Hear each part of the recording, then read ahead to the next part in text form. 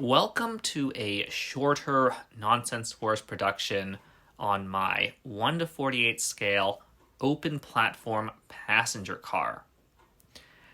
I did not intend to make a dedicated video for this model, but I am traveling a lot this holiday and I have not had a lot of time to film and edit video.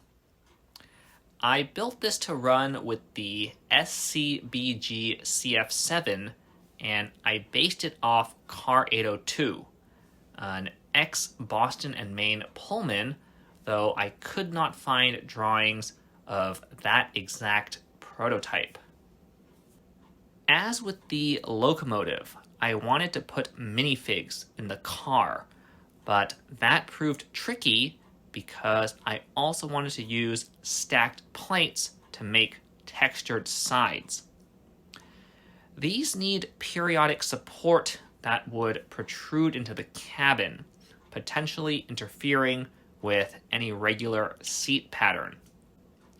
This design also affects structural integrity as the window and roof assembly above can't connect directly downward and also can't connect with that many studs.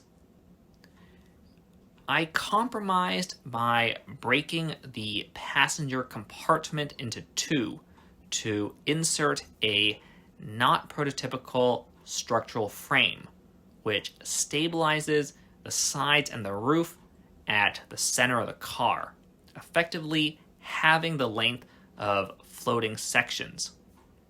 Some semi-hidden rails on the underside of the car provide a bit of additional support, and overall, this implementation allows for mostly unbroken rows of seats at relatively little aesthetic cost.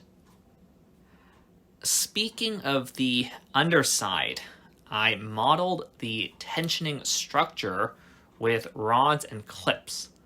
The center sections shift slightly inboard to dodge levers on switches positioned directly after same-handed curves in R40 layouts, a track geometry that has caused issues in the past.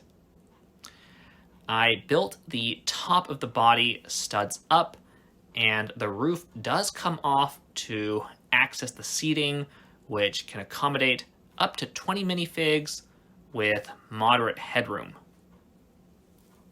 The bogies use my now somewhat standard frame mounts, first implemented on the Pullman baggage car and then retroactively fitted to my other passenger cars.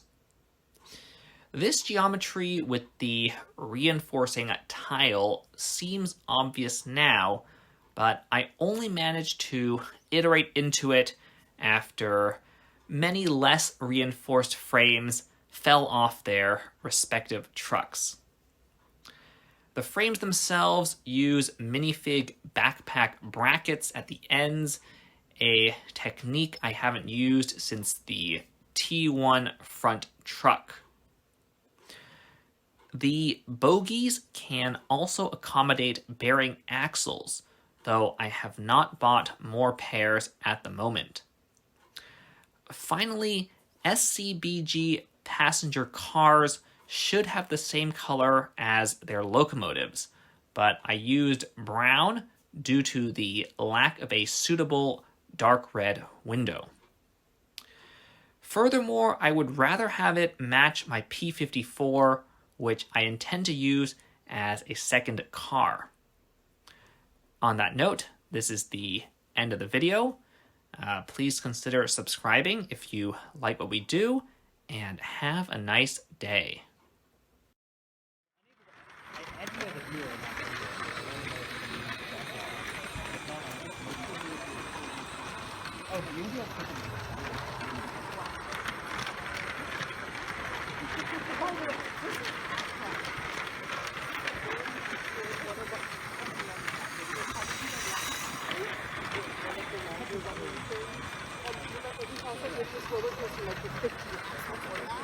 And she's still feeling like that.